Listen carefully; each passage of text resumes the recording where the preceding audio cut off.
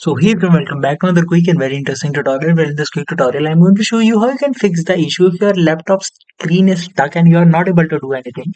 Even if you click on the Ctrl plus Alt plus 0 or delete, it won't able to take you to this menu. Now, in order to get that back, all you need to do is to just simply press and hold the power button of your laptop for about 10 seconds. What it does, it simply forcefully restart your laptop, and that means it shut down all the processes forcefully even if your laptop is stuck.